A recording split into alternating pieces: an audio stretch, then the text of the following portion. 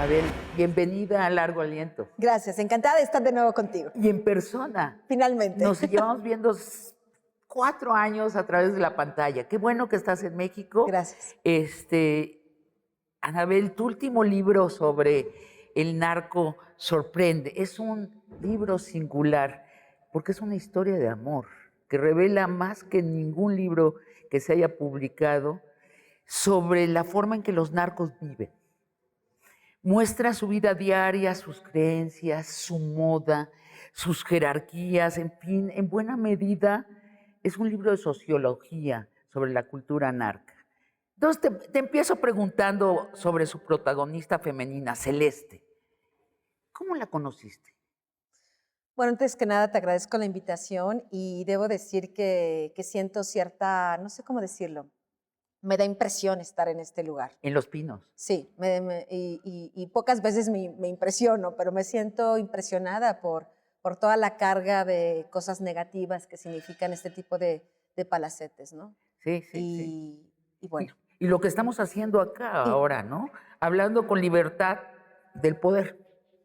Bueno, que yo siempre lo he hecho, con sus consecuencias severas, pero lo he hecho. Pero no lo habías hecho en Los Pinos. En Los Pinos, imaginemos tal cosa. Martita Sagún me corrió cuando estaba investigando sobre cuánto gastaba el erario público en su vestimenta, en la cabañita acogedora que está por allá. Así y bueno, es. Hoy estoy aquí justamente hablando del sistema criminal que impera en México, porque al final de cuentas tienes razón, es una historia de amor, de odio, de destrucción, entre una mujer común y corriente, Celeste B., y Arturo Beltrán Leiva, pero a través de esta historia particular que hay entre ellos, está las bases, poco más de una década que Celeste estuvo metida en el cártel de los Beltrán Leiva, donde se gestó las fortalezas, las estructuras más sólidas del sistema criminal que sigue imperando hasta el día de hoy. Y la cultura de ese sistema, o sea, cómo tienen relaciones hombres y mujeres,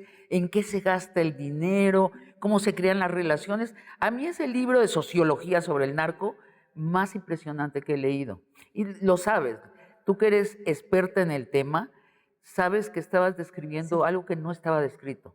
Sí, tú me preguntabas cómo conocí a Celeste. Bueno, el libro Las Señoras del Narco es la secuela del libro de Emma y las otras señoras del narco. Yo nunca de todos mis libros jamás había hecho una secuela, pero era tal el interés de la ciudadanía, tal el interés de mujeres que querían saber cómo viven esas mujeres, ¿no?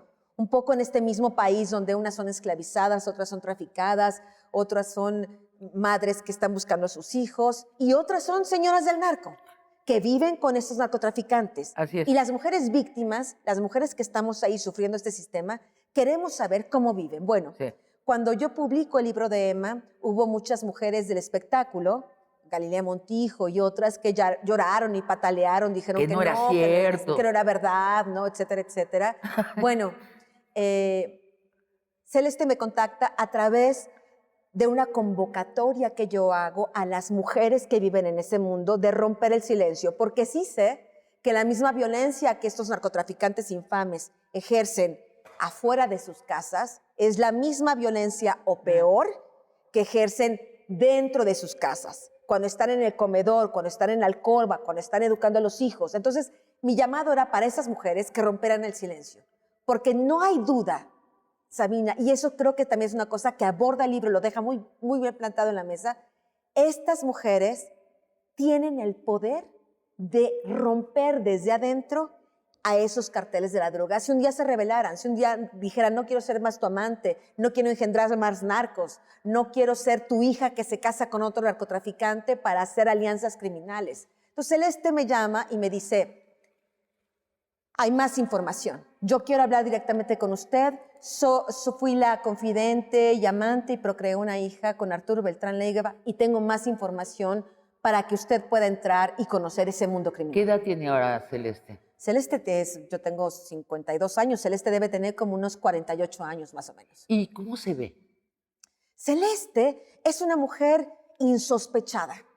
Celeste, si uno compara con las bellezas que Arturo Beltrán Leiva compraba, porque a ellas las compraban, ¿no? Ajá. Mujeres famosas y no famosas, pero todas ellas como de un mismo modelo, tipo Emma, tipo de este tipo de mujeres que conocemos Y tristemente. muy operadas, ¿no? Sí, muy operadas. Celeste era una mujer originaria de Coyuca de Benítez, una guerrerense. Ajá, ajá. Sí, con sus aspectos, era una mujer, diría yo, atractiva, se veía que era atractiva en su juventud, con buenas proporciones de figura, pero nada que ver con esas mujeres. Pero Celeste tiene algo. Y no sé, yo creo que como mujeres sabemos cuando identificamos ese tipo de mujeres, es esa mujer que tiene un rostro infantil. De esas mujeres que tú ves su fotografía cuando tenía 15 años y puedes ver su fotografía ahora y hay rasgos infantiles dulces que no cambian ni siquiera con la edad o la vejez. Ella, así es Celeste. ¿Te convence de que sí tiene información? Estoy abreviando ciertas partes para que logramos hacer una sinopsis exterior de tu libro y todo mundo vaya, lo baje de Amazon, lo compre en la librería y se ponga a leerlo porque hay que leer este libro. Por cultura general y porque es un gran libro. Si fuera ficción, sería una gran historia. Es además un libro periodístico. Bueno, entonces te reúnes con ella en un motel en invierno. Afuera está nevando. ¿De qué tamaño es el cuartito de motel en el que hablan? Tuve que viajar a Estados Unidos para verla porque en el año 2020 ella cruza la frontera, habla con el gobierno de Estados Unidos y dice, fui la mujer de Arturo Beltrán Leiva y le entrega al gobierno de Estados Unidos 2 USBs con información que Arturo Beltrán Leiva había acumulado durante años de su carrera criminal, que le da a Celeste como una especie de salvoconducto para poder salvar a los hijos de ella, al marido de ella, porque ella tenía un marido, independientemente de su relación amorosa y sentimental con Arturo Beltrán Leiva, y a la hija que procrearon. Y entonces Celeste vive allá, está esperando su resolución de asilo político, y hablo con ella pues en estas condiciones de extrema seguridad para ella, y entonces hacemos la cita en un hotel que reservo. Ella ya es testigo protegido en Estados Unidos. Ella todo lo que me dijo ya lo testificó ante el FBI, me consta. Y tiene una nueva personalidad oficial. Eso no lo puedo No lo puedes divulgar. No lo puedo divulgar. Okay. Entonces, pero dijéramos que ella ya se arrepintió. Es una mujer que pasó por diferentes procesos que la gente tiene que leer el libro para entender cómo es que ella llega a ese hotel a sentarse conmigo. Anabel Hernández y ella están sentadas frente a frente en un cuartito de motel y afuera está nevando. Y te empieza a platicar. A lo largo del libro, tú vas contando lo que ella te contó, pero además tienes capítulos en donde das la historia externa a esto. O sea, la sitúas en el gran contexto de la historia del narco y de México. Yo llevo 20 años investigando el cártel de Sinaloa. Para mí era una oportunidad única poder hablar con ella, porque he hablado con otros, he hablado con lugartenientes, he hablado con narcotraficantes, pero no con una mujer que tuviera el valor de contar la historia tal cual es. Entonces, yo ya tenía todo un cuestionario, por supuesto, pero tú sabes que las entrevistas pues van cambiando las preguntas conforme van las respuestas. Así es. Y realmente aquello que comenzó como una entrevista terminó siendo casi un psicoanálisis. Yo vi durante varios días a Celeste, tengo grabadas más de 30 horas de entrevista, y ella pasó totalmente por todo digamos, la montaña rusa que significa para una persona confesar los dolores de su vida, confesar la parte que a ella le corresponde de involucramiento con estas organizaciones y la culpabilidad, lo que ella vio, lo que ella testificó, fue realmente yo creo que nunca había hecho una entrevista tan intensa donde de pronto ella grita y de pronto ríe y de pronto llora y de pronto a veces se golpea a sí misma diciendo, pero ¿cómo pasó esto? Claro, se siente esa psicoterapia en las hojas del libro y también se siente como es una psicoterapia del país, porque Celeste no es posible sin las condiciones de pobreza de este país. Haces muy bien, te felicito como autora, de alargarte en su infancia donde comer es un lujo, donde la inseguridad emocional es constante, los padres desaparecen, vuelven a aparecer, y este es el caldo de cultivo donde es posible una vida criminal tan extensa como la que tenemos en este país. Cuando la gente no tiene nada seguro, ¿qué les importa la ley, francamente? Por eso para mí Celeste era la clara protagonista de este Sí, libro, exacto. porque totalmente Celeste es el otro extremo de Emma Coronel. No es una Emma Coronel. Yo ya había escrito el tema de Emma Coronel con todos sus asegúnes de esta señorita. Y ahora tenemos una mujer que totalmente es la contraparte, que viene totalmente de un mundo totalmente fuera del narcotráfico, con una circunstancia totalmente diversa. Una mujer que con todos sus defectos y virtudes y resbalones y fracasos y complicidades, porque hay complicidades que ella misma confiesa, es una mujer que varias veces intentó hacer de su vida otra cosa. Incluso ella había comenzado por otro camino.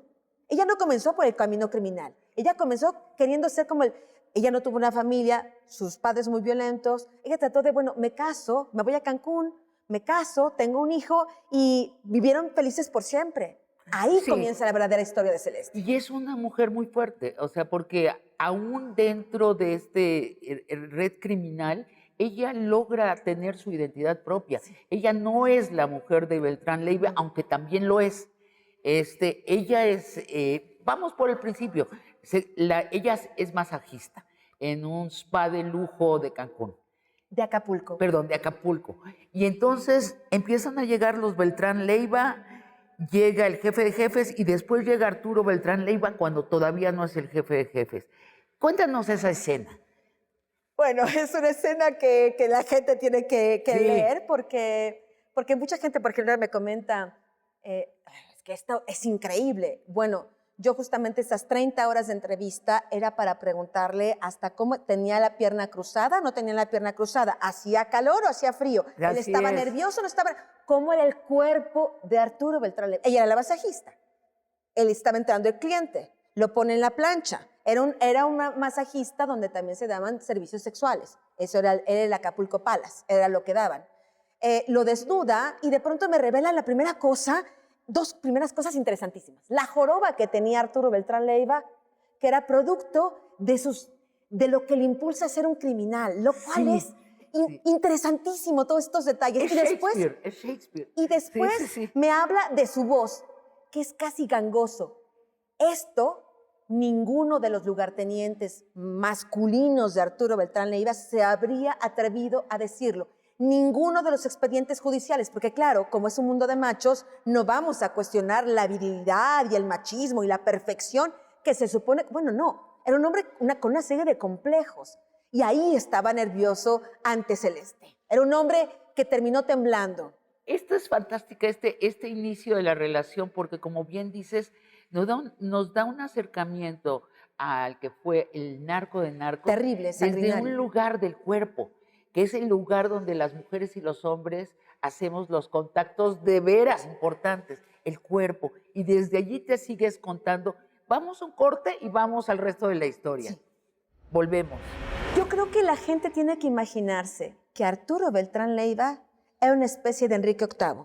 Pongámonos en esa realmente dimensión del enorme poder real que él tenía. ¿Cuánto ganaba al mes? 400 millones de dólares ya para su bolsillo. 400 millones de dólares mensuales.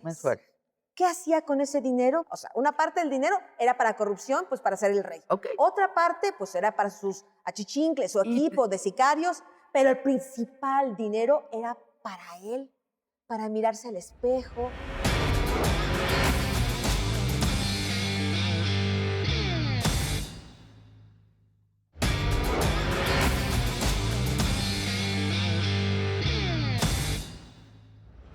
Anabel, nos quedamos que ya se conocen Arturo Beltrán Leiva y Celeste. Ella, sin embargo, siempre insiste en tener una vida independiente y logra volverse la señora de los bienes raíces del grupo de los Beltrán Leiva, ¿no? Esto le da una enorme independencia. Pero lo que es fascinante es la descripción de las relaciones eróticas, amorosas, humanas de este mundo. Para empezar, no tiene nada que ver con nuestras creencias de la monogamia eh, están totalmente, la idea de la monogamia no existe. Entonces, describes cómo Arturo el Barbas Beltrán Leiva tiene mujeres ocasionales, mujeres amigas con quien tiene sexo, mujeres novias y la esposa. Y la esposa. La sacrosanta esposa. Por favor, describe cada una. Antes que nada quisiera explicar por qué era importante hacer esto, ¿no? Porque creo que la gente puede decir, bueno, esto ya entonces es la superficializar un problema tan grave, tan sangriento, tan terrible que es el narcotráfico. Yo llevo muchos años investigando el crimen organizado y he llegado a diferentes círculos, cómo son las estructuras externas de los carteles, cómo son la relación entre el jefe y los lugartenientes, cuáles son las relaciones de corrupción, el caso García Luna, etcétera, etcétera. Pero hay una gran interrogante que creo que tenemos que estarnos planteando autoridades, jueces, académicos. ¿Por qué lo hacen? ¿Cuál es la motivación interna? Todos tenemos motivaciones para ser periodistas, o para ser artistas, o cantantes, o presidentes. ¿Lo quieres decir en una nuez? ¿Por qué? ¿Cuáles?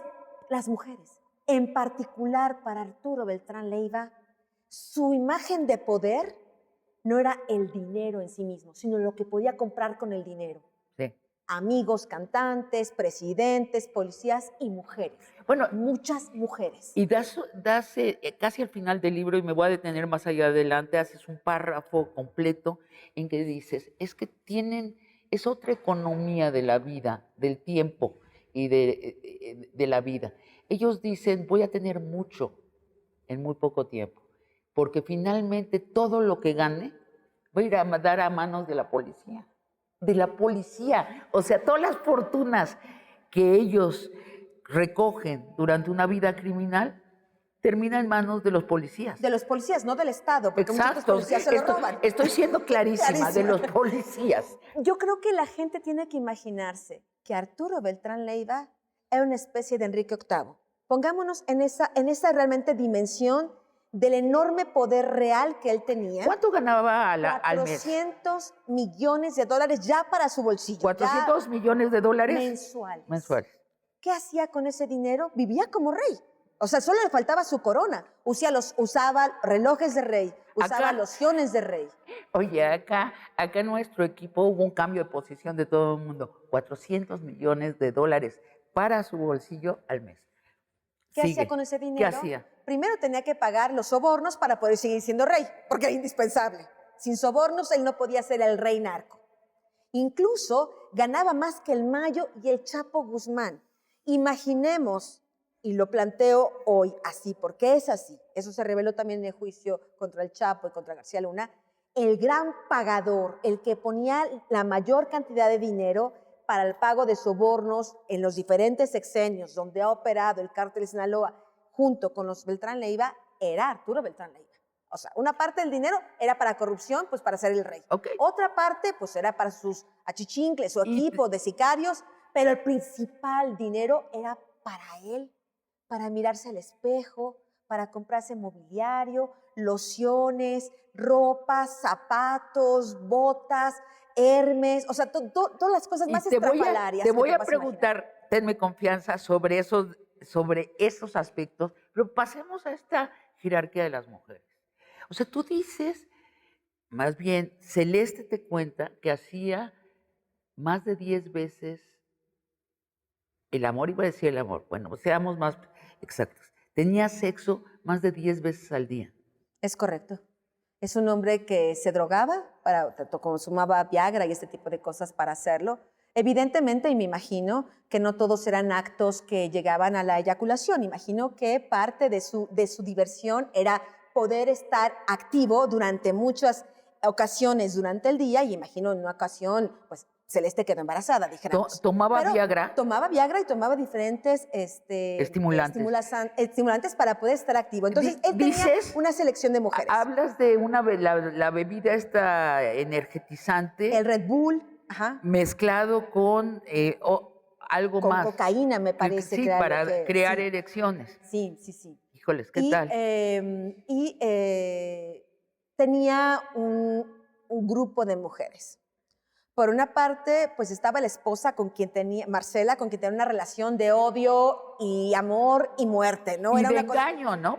Porque supuestamente Marcela no sabía del resto del harem. pero Marcela lo mandaba a espiar. Incluso Celeste afirma que Arturo le aseguró que en más de varias ocasiones, cuando llegaban operativos del ejército, no era porque los presidentes o porque García Luna quisieran atraparlo, sino porque la esposa lo delataba y le mandaba a la tropa para arruinarle sus fiestecitas que se organizaban. Los señores que escuchan con cuidado, así puede llamar a la policía para si le están poniendo los cuernos no a es su una mala mujer. idea, ¿eh? No es una mala idea, Yo anotaría allí algunos consejos. Allí podemos disculpar a la esposa, a Marcela, ¿no? Bueno, le mandaba a la policía, bueno, estaba la esposa sacrosanta, la reina. Sí, estaban mujeres, amantes, amigas como Celeste, que era una de esas, con las que no siempre hacía el amor, pero con quienes pasaba mucho tiempo platicando, conversando, contándoles él sus confidencias. Él necesitaba. Celeste se convierte en una confidente, en una psicóloga. Yo le digo, es la domadora de león, porque al final de cuentas, realmente ella podía poner sus condiciones a Arturo. Y platicaban a menudo tendidos en la cama. Sin hacer nada más. Sin hacer nada más. A veces él solo quería que también ella se era fuera a la una habitación. consejera inteligente, amorosa, íntima de él. Y había, por ejemplo, otro tipo de mujeres jóvenes que vendían su virginidad a él y a otros capos de la droga. Y había mujeres, dijéramos, mujeres de clase pobre, dijéramos, popular, que con tal de salir les pagaba como $10,000 el evento, ¿no? El acto sexual. Entonces, para muchas mujeres en Acapulco, pues hacían fila para entrar y dar sus servicios y llevarse estos 10,000. Y muchas de ellas no regresaban nunca más. Eran realmente chicas que buscaban este tipo de dinero fácil. Había otras chicas de otro nivel, de universidades privadas, de señoritas VIP, de clase social, que igual se prostituían con Arturo Beltrán Leiva. Ya no por salvar, que llevar de plato de comida a sus casas, sino por la Louis Vuitton, por el Mercedes-Benz, por una serie de cosas. Ahí hay un personaje emblemático que es Violeta Vizcarra, que es la segunda, la coprotagonista de esta historia, junto con esta Celeste. Que es una de estas mujeres muy cercanas, pero también se vuelve conseguidora de mujeres. Sí. Sobre todo de artistas. O sea, Arturo Beltrán Leiva tenía una debilidad por las mujeres famosas. Dicho en otras palabras, las mujeres trofeo. Porque le servían justamente para alimentar su ego, porque dice Celeste, ya lo explica, yo le pregunto, ¿pero por qué? Toda esta colección, todos estos actos sexuales, ¿por qué? ¿Qué hay? Él tenía un ego enorme y necesitaba además demostrar a los demás jefes, al Mayo, al Chapo, a su propia tropa, que como él, nadie traía mujeres como él, nadie se vestía como él, nadie traía relojes como él y nadie tenía mujeres como él. Entonces, él decía que además, para las cuestiones de artistas, él era selectivo y dependiendo de la trayectoria, él pagaba. Podías llevarte tus mismos $10,000 o unos zapatos de Chanel, o podías llevarte 200,000 como la señora Galilea Montijo. Entonces, lo divido ahí. La costó con estas mujeres famosas $10,000 en promedio. Pero hablas de Galilea Montijo y un sueldo que tenía mensual. ¿De cuánto? De $200,000, así comenzó. 4 millones de pesos. Dice Celeste que terminó más o menos en $300,000. Y esto estamos hablando por más de 6 años. Y realmente no vivían juntos, sino era, si él la quería ver, entonces la llamaba. No, a ver, ahí ¿cómo? está lo interesante.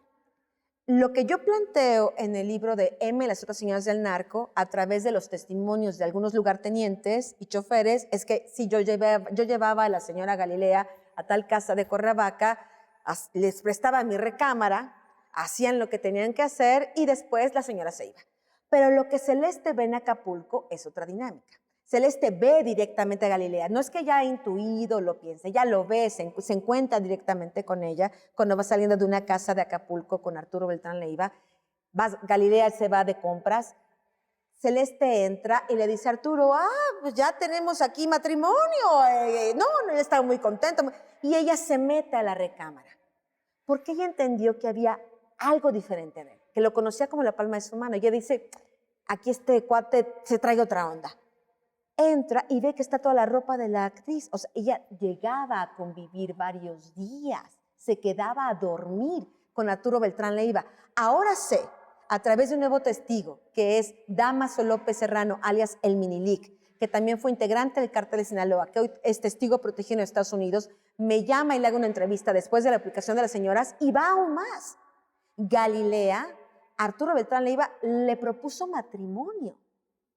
Era tan importante esa relación en la estructura criminal y en los ires y venires del cártel, que el gobierno de Estados Unidos, que el gobierno de México tenía informes de inteligencia hablando de cuando Galilea venía, iba, era motivo de inspección y de investigación las actividades de esa señora. Y después el Chapo Guzmán, cuando se pelea con Arturo, quería matarlo y intentó comprar y sobornar a Galilea. Pero de eso estamos hablando. No estamos hablando de una relación casual. Hoy sabemos, no solo a través del testimonio de Celeste, sino de una nueva corroboración, que era una relación no de una costón, no era de entrada por salida. Era una relación seria. Fueron años. Fueron años, tan años, que la señora Galilea Montijo terminaba cocinando para destripadores, para asesinos, para narcotraficantes, y convivía con ellos así me lo imagino, en el programa de hoy, cuando se pone su delantal y se pone a cocinar, imagino que con la misma gracia lo hacía para estos asesinos. Lo que describes es una corte que rodea a Beltrán Leiva, o sea, tiene varias casas por la República y casas grandotas. En México son en San Ángel, en la lujosa zona de San Ángel, y en la sala está esta corte, como en una corte real, ¿no? Están los lugartenientes, los chismosos de la corte, las buscamujeres, ahí conviviendo. Los juglares, los cantantes. Los cantantes comen juntos todos. Conviven casi como una cuestión familiar. O sea, sí. a mí esta parte de la entrevista de Celeste me dice, llega un punto que llorando me dice, es que cuando los mataban, cuando de pronto estaban las noticias y que ya mataron a tal sicario, me dice, yo lloraba. Y yo un poco en shock, ¿no? Porque estamos hablando de una mujer que dice, eran mi familia. Sí. Es la única familia que conocí en mi vida. Sí. Es interesantísimo el libro. Cuéntanos del reloj de $500,000. Del Dolce & Gabbana. Bueno, pues parte de este rey Arturo, ¿no? De este Enrique, Enrique VIII. Uno que emulaba a Enrique VIII. Y sí se parece a Enrique VIII, No, para nada. Bueno, no lo sé. No, con la barbita. Si y los problemas con la panza. Eso sí. No, Enrique VIII de verdad, sí. Sí. Enrique VIII que nos pone en las series, no. Pero Enrique VIII de verdad, sí. Sí, este señor gordo, obsedido porque si estaba gordo o no, por las mujeres, pero también que estaba fofo. En ese sentido tienes razón, sí. Tienes razón. Entonces... el reloj Dolce & Gabbana. Se coleccionaba, dice Celeste, que estos relojes que valían, o sea, eran así, me enseñó fotografías, porque de eso sí pude, ella me fue llevando documentos y fotografías y cosas así, ¿no? Una cosa que dice uno, ¿quién se pone tal cosa en el pulso, no? ¿Quién se pone tal cosa en el pulso? Te lo pregunto. Y Arturo, que regalaba estos relojes que se regalaban entre ellos. De hecho, uno de estos relojes es lo que hace que el Mochomo, su hermano, sea detenido, traicionado por el Chapo, su primo, allá en Sinaloa. El hermano de Celeste está a punto de ser asesinado porque creen que se robó el Dolce & Gabbana. Resulta que no, se lo robó la policía. Se robó Edgar Millán, que después, el jefe policíaco Edgar Millán, que después termina asesinado. Otras circunstancias que a mí me parecen muy elocuentes es las bodegas de dinero. O sea, en cada casa hay una bodega textualmente de billetes, donde es un laberinto de pacas de dinero. ¿Cuánto dinero había allá adentro y para qué entraba? Dice que para Celeste ese dinero que Arturo Beltrán Leiva tenía en las casas de seguridad donde él dormía, porque había otras casas de seguridad que eran eminentemente solo bodega de drogas o de dinero, ese dinero era para sus gastos personales, para pagarle a las mujeres, para que si se le antojaba comprar tal cosa. Estamos hablando de, por ejemplo, o sea, cosas tan bizarras y tan absurdas de llegaba a una casa y tenían que ir a comprar 7 carritos de supermercado. Así se terminaban tirando a la basura 6.5 de ellos. Era simplemente, tenían que ser 7, no menos. No pueden ser 3, no pueden ser 2, tienen que ser 7. El Señor tiene que ver, entrar a la cocina y ver que todo se le desparrama, todo se viene encima, como su closet, como sus botas, como sus mujeres. Hay una parte de Celeste que volviendo al punto de la motivación, del por qué, porque todo esto tiene que ver no con pintar o idealizar este mundo criminal. Hay que recordar que todo ese dinero viene del producto del dolor de este país, de la corrupción, del narcotráfico, de muchos crímenes que están coligados a esto. Entonces, parte de las motivaciones de Arturo, además de ser el rey Arturo, era estos afectos que tenía con sus hermanos, estos afectos que tenía con el propio Chapo Guzmán. A ver, el Chapo y Beltrán Leiva, y los Beltrán Leiva, son del mismo estado y son muy primos. Y son primos hermanos. Son primos, no, creo que en segundo grado. Segundo grado. Pero son primos, y hay parentesco. Ambos son de Badiraguato. De Badiraguato, Sinaloa. ¿Y cómo sucede que en tan pocas personas florece la industria del narco? ¿Cómo sucede? Es ahí donde viene otra parte del relato de Celeste. La corrupción, la colusión con las autoridades de todos los niveles. Ella veía ahí desfilar empresarios, veía desfilar autoridades, por ejemplo, Salgado Macedonio, ¿no? Estuvo por ahí desfilando, tomando sobornos, ¿no? Estuvieron diferentes gobernadores, dice casi todos los gobernadores ahí de Acapulco, de Guerrero, estaban con Arturo Beltrán Leiva, diputados, senadores, jefes policíacos como Genaro García Luna, y es ahí donde ella me vuelve a corroborar lo que yo ya había descubierto de García Luna. Estamos hablando de cuando Celeste vivía en esos círculos, estaba ahí con Arturo Beltrán Leiva y ella veía entrar a García Luna o escuchaba conversaciones con García Luna en la misma época en que yo lo estaba investigando. Entonces, de una u otra manera, cuando estoy hablando con Celeste, de una u otra manera, Sabina, es la reconstrucción de mi propia vida, de mi propia historia. Porque ese hombre, cuando yo empecé a publicar sus complicidades, era en tiempo real. Me di cuenta de la inmediatez de la información que yo estaba obteniendo y por qué estos policías estaban tan enojados conmigo y por qué ordenaron mi muerte. Entonces, escuchar a Celeste era una parte de escuchar mi vida que yo no conocía, que estaba del otro lado. Ahora, Anabel, tú eres la historiadora del narco mexicano y ellos también te consideran su historiadora. Cuando necesitan hacer una confesión, te buscan a ti. Te buscan a ti, o sea, Celeste te busca, tu anterior libro también es una confesión de una de los pilares del narco. ¿Qué tanta cercanía tienes con ellos? Llevo 20 años investigando este mundo criminal y entré de la nada, fui tocando, es como un juego de puertas que vas abriendo, se abre otra, abres una y se abre otra. Y lo que he entendido es que, al menos mi motivación, es entender. Yo quiero entender qué hay dentro de ese mundo, de qué está compuesto. Quiero entender hasta la más mínima molécula.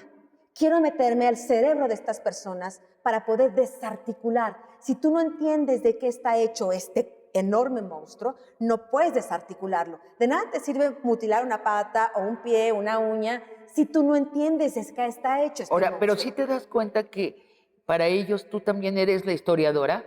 Es decir, este es un subproducto de lo que estás haciendo. No lo hiciste para que ellos leyeran sus historias, pero ellos también tienen necesidad de identidad y de contarse su historia. Ellos, increíblemente, por más bizarro que parezca, hay partes de ellos, sobre todo cuando ya fueron partes anuladas o traiciones, que quieren ver la verdad expuesta. Claro.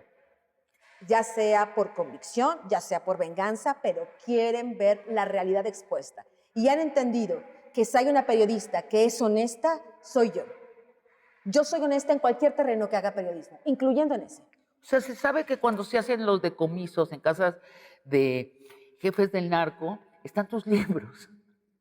Bueno, o sea, Damaso López Serrano me narró cómo el libro de El Traidor fue un cisma. No había integrante del cártel de Sinaloa que no trajera el libro y comentara, claro, incluyendo al Mayo Zambada. claro. Cuando salió el libro de M, las otras señoras del narco, ahora eran las señoras, que estaban las esposas de los chapitos, las amantes de los chapitos, la mamá de los chapitos, las novias de Arturo Beltrán Leiva, todo el mundo traía el libro para ver si estaban o no estaban y en qué contexto estaban o quién estaba con quién. Hay quienes dicen, Anabel a veces tiene más información que los propios carteles, porque yo estoy claro. viendo el todo. Claro. Ellos viven en pequeños núcleos. Yo tengo Claro. acceso a tocar todas las puertas y abrirlas de manera honesta, porque también es cierto, y esto te lo puedo decir porque lo he escuchado incluso de televisoras internacionales, que llegan a México y para hacer este road show de muerte, droga, sexo y poder, ¿no? Pagan televisoras internacionales a narcotraficantes para que hazme un set con un poco de fentanilo, ¿no? Hazme un set con un poco de cristal. ¿Cómo es posible? El periodismo no es eso, no puede ser eso. Para mí es imposible que pueda ser eso. Yo, por ejemplo, lo único que pido es la verdad y que usted sepa que lo que me está diciendo, yo lo voy a contrastar. Lo he hecho con todos, lo hice con la propia Celeste y lo haré siempre, porque es cualquier información que como periodista tú no es que te vas a tragar como la píldora, ¿no? Como con un político, te habla sobre político enemigo. Bueno, pues le agradezco la información, pero hay que corroborar. Cuentas el nacimiento de la federación. Dinos a grandes rasgos cómo sucede, dónde se reúnen. Bueno, lo que sucede, por supuesto, es que es Arturo Beltrán Leiva quien paga los millonarios sobornos para que el Chapo Guzmán pueda escapar de Puente Grande. Escapa, se hace el cónclave y pues deciden hacer esta federación. Quien protege durante todos estos primeros años, porque yo me preguntaba, ok, el Chapo escapa en el 2001, ¿y cómo de pronto en poco tiempo se convierte en una figura mundial? Claro. Por Arturo Beltrán Leiva, que lo ayudaba en el tráfico de drogas. Realmente el gran traficante de cocaína era Arturo, y con Arturo iban el Mayo y el Chapo, por eso lo querían muerto después. Y con una mente empresarial privilegiada, o sea, no a cualquiera se le ocurre hacer una federación del epicentro del tráfico de droga. Así se vuelven los hombres más poderosos del mundo. En realidad se vuelven parte de este grupo de 100 empresarios que manejan el mundo durante unos cuantos años. Hay que acotar aquí una cosa. Arturo Beltrán Leiva es un hombre primitivo. No era un hombre inteligente, pero tampoco retardado mental. Tenía el presidente de la República, tenía los jefes de seguridad pública, tenía los gobernadores. Solo un imbécil podría equivocarse y fallar en un negocio donde tienes todo puesto. A ver, ¿Arturo cruzó esta sala de Los Pinos? Pues no sé si la sala, pero las puertas traseras sí. O sea, sí entró a Los Vicente Pinos. Zambada, sí, el Cancel lo atravesó. Los encuentros no sé si fueron aquí o en otra de las casas. Vicente Zambada Niebla, Edgar Valdés Villarreal y muchos otros. Claro que sí. Me parece muy curioso que nunca se habla del consumo de drogas en el libro. Es decir, nadie en el libro prende un porro. Bueno, se toma su Red Bull con coca, pero no parecen ser adictos a la droga con la que comercian. A ver, se supone, al menos eso es lo que dice Celeste, que coincide con lo que me habían dicho otros lugartenientes en diferentes años que he hecho estas investigaciones, que Arturo Beltrán Leiva prohibía a su gente consumir droga. Fíjate. Pero ¿cuál es el talón de Aquiles del propio Arturo Beltrán Leiva? ¿Cuál? ¿Qué es lo que lo hace caer en la droga? Él termina totalmente como una piltrafa, como un bulto humano, vomitándose en sí mismo, llorando, solo, traicionado, gordo, enfermo de diabetes, porque padecía la diabetes, y totalmente drogado, tan drogado que al final su gente ni lo tomaba en serio. ¿Qué tomaba? Pues dice Celeste que cocaína, que ella en una casa de Acapulco que rentan, que por cierto es la misma Villa Mariana, la misma casa donde se graba la serie de Luis Miguel. Bueno, pues esa es la misma casa donde Arturo Beltrán Leiva pasó de sus meses más terribles, ¿no? Donde ya detuvieron a su hermano, donde ya Genaro García Luna se voltea en su contra y comienza a combatirlo porque estaba ya el servicio, tomó partido por el Mayo y Chapo, y es ahí cuando Celeste van por ella en una madrugada a su casa, la despiertan, ella va enojada, llega todavía tumbando puertas, porque ella es así, tumba puertas y dice, ya me veniste a despertar, ¿qué tal que si yo estaba haciendo el amor con mi marido?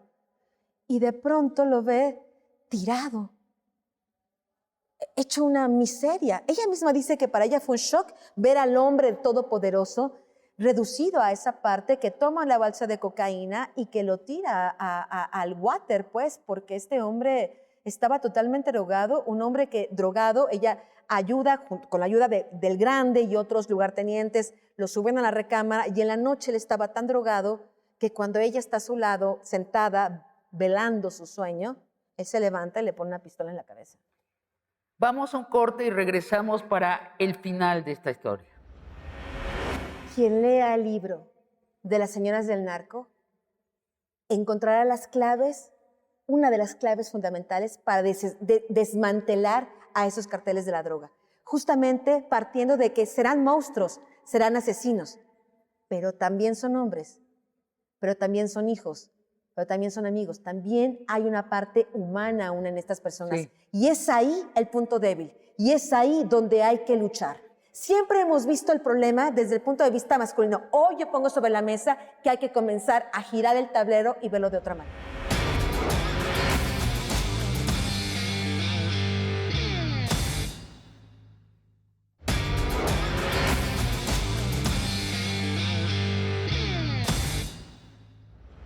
Vamos al final de esta saga. Quien lo traiciona, Arturo Beltrán Leiva, es su lugarteniente, la Barbie. ¿Por qué?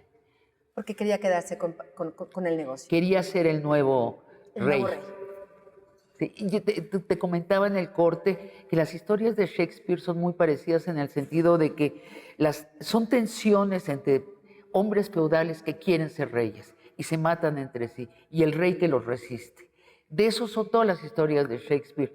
Y es el mismo tipo de tensión que describes en el narco, y por lo tanto también, como es un mundo donde ninguno de los personajes cree en las reglas, son desaforadas las historias. Pero yo creo que por eso es importante narrarlas, porque nos habla de la historia Claro del que poder de sí. México. Al final, todas las historias de poder son muy shakespearianas, justamente por eso, porque la esencia del poder es esta ambición desmedida, la lucha, las traiciones. Realmente, si nos vemos a un mundo empresarial, es muy al mundo de la política. Bueno, hay que ver lo que está pasando en Nuevo León en este Anabel, momento para entender. Pero fíjate que no son del mismo tamaño, porque, por ejemplo, ya estamos acá en Los Pinos, porque, por ejemplo, en la democracia alguien pierde y alguien gana. Y entonces, claro, está la tentación de pasar por encima de Pero la hay muchos democracia. muertos. En las elecciones en México, en estos procesos, hay No. muchos muertos en el camino de la política. Pero digamos que no lo son los señores feudales. Bueno, no perdamos el tiempo comparando a Shakespeare con Anabel Hernández. Vamos a hablar de la Barbie. La Barbie quiere el poder y lo traiciona. La Barbie, de acuerdo a Celeste, era un hijo para Arturo Beltrán Leiva. Le decía papá. La Barbie, cuando se dirigía a Arturo, no era el señor o era don Arturo, era el papá. Y para él era su hijo. Celeste y otros trataron de advertirla de la traición, pero él estaba pensando, el hijo es mi hijo, no me va a traicionar, y es quien le da la puñalada por la espalda, junto con muchos otros, porque habría que decir que no solo él lo Y traiciona. por eso sonríe la Barbie cuando lo agarra, ¿no? Yo pienso que la Barbie sonríe porque él pues ya estaba además trabajando en aquellos momentos, era doble agente, era narcotraficante y trabajaba para la DEA. Claro. Hizo una complicada jugada en donde se protegió y terminó, pues, ahorita ¿dónde está la Barbie? Dicen que está en cierto estado de salud mental complicado en Estados Unidos, que por eso habría sido una de las razones por las que no habría testificado contra Genaro García Luna, porque era uno de los principales ¿Salud testigos. mental? Sí. Oh, oh. Y pues está encarcelado ahí. Él hubiera salido inmediatamente libre si no es porque dentro de la prisión se quiso pasar de listo y seguir traficando drogas en Estados Unidos, y es ahí donde el departamento, o sea, nosotros habíamos hecho un acuerdo que tú habías terminado, colaboraste, que bueno, gracias, pero si quieres hacer esto, estás frito, y ahí están las consecuencias. El final lo describes, es realmente muy elocuente las escenas. Días antes Arturo había pedido en una fiesta, había pedido a sus juglares entonar himnos de muerte, que él mismo se puso a cantar. Entonó el corrido de Gerardo González, y lo cito: ya todos sabían que era pistolero, ya todos sabían que era muy valiente, por eso las leyes ni tiempo le dieron el día que a mansalva y cobardemente le dieron muerte. Él cantando esto. Él sabía que lo iban a matar, Cuando ve a Celeste, se encuentra con ella por última vez cara a cara en el Hotel Princess, Fairmont Princess de Acapulco, en una habitación que no era ya de lujo, un poco drogado todavía. Solo estaba ya con 2 personas. De todo el ejército que había dentro, solo estaba con 2 personas, las saca de la habitación y dice, me van a matar, a mí no me van a detener. Por todo lo que yo sé del sistema de corrupción, me van a matar. Y es ahí cuando le da estos 2 USBs y le dice, salva tu vida. ¿Qué hay en los USBs? De acuerdo a lo que vio Celeste, hay información que compromete severamente al expresidente Felipe Calderón y diálogos y componendas entre Genaro García Luna, Luis Cárdenas Palomino y otros jefes policíacos directamente en encuentros con Arturo Beltrán Leiva, entre otras cosas de lo que ella recuerda. Y este es el salvoconducto de ella que efectivamente le salva la vida y la lleva a ser testigo protegido. Y Arturo siguió con la canción Un puño de tierra. El día que yo me muera no voy a llevarme nada. Hay que darle gusto al gusto. La vida pronto se acaba. ¿Qué es? Y voy a leer un párrafo en donde comentas esta canción.